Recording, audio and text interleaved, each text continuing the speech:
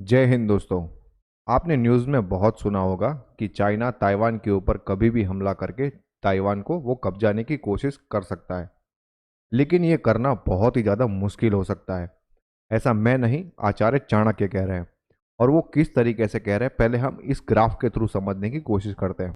यहाँ पर आप मैप देख सकते हैं। ये है हमारा प्यारा भारत, ये है चाइना और ये है ताइवान। बहुत छोटा सा देश है ताइवान।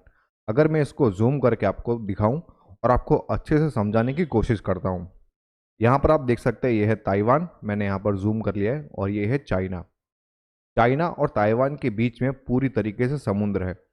अब ताइवान के आसपास भी अगर हम देखते हैं तो पूरी तरीके से समुद्र से घिरा हुआ है। मतलब अगर चाइना को यहाँ से ताइवान के ऊपर आना है तो यहाँ पर कोई किसी भी तरीके का पुल भी नहीं है कि वो यहाँ से चढ़ के आ जाए। दूसरा, यहाँ पर पूरी तरीके से पानी है, और पानी के अंदर युद्ध करना हम सबको पता है कि बहुत ही ज़्यादा मुश्किल होता है। यहाँ पर पूरा का पूरा खुला एरिया है।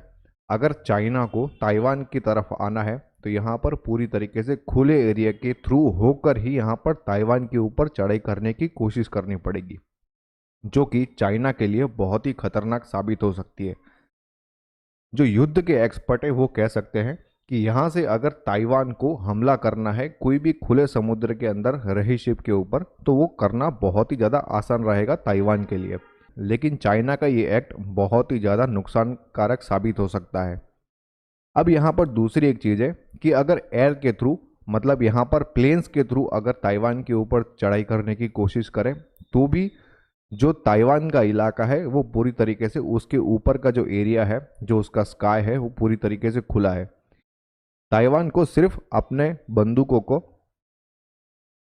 चाइना के प्लेन के ऊपर ताकना है और वहां पर हमला कर देना है, जो कि बहुत ही आसान रहेगा ताइवान के लिए।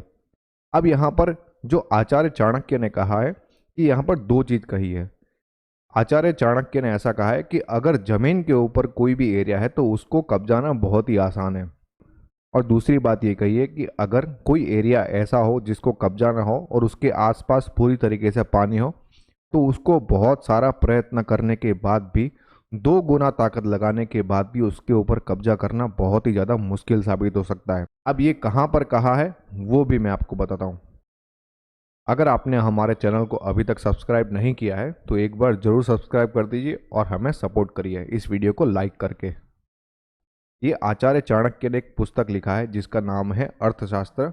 इसका 7वां अधिकरण है जिसका नाम है षडगुण। इसके अंदर एक चैप्टर है जिसका नाम है भूमि संधि। यहाँ पर क्लियरली, यहाँ पर संस्कृत के अंदर लिखा गया है कि जमीन वाले क्षेत्र को जीतने से ज़्यादा मुश्किल हो सकता है पानी से घिरे हुए क्षेत्र को जीतना। अब ये जो संस्कृत का वर्जन है उसका मैं आपको हिंदी में अनुवाद बताता हूँ। आचार्य चाणक्य के शिष्य पूछते हैं कि दुर्गों से सुरक्षित शत्रुओं में स्थल दुर्ग में रहने वाले शत्रु की भूमि प्राप्त करना ठीक है या नदी दुर्ग में रहने वाले शत्रु की। यहाँ पर दुर्ग का मतलब है किला।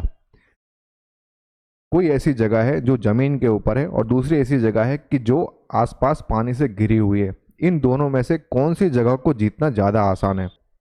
तो आचार्य चाणक्य कहते हैं स्थल दुर्ग में रहने वाले शत्रु की भूमि लेना ही ठीक है, क्योंकि स्थल दुर्ग को सरलता से घेरा जा सकता है। जमीन के ऊपर जो दुर्ग है, मतलब जो किला है, उसको आसानी से घेरा जा सकता है, उसको वहां से उखाड़ के फेंक दिया जा सकता है, और वहां पर शत्रु को वहां से निकल के भागने की भी कोई जगह नहीं मिलती है, तो वो आसानी से हथियार डाल सकते हैं।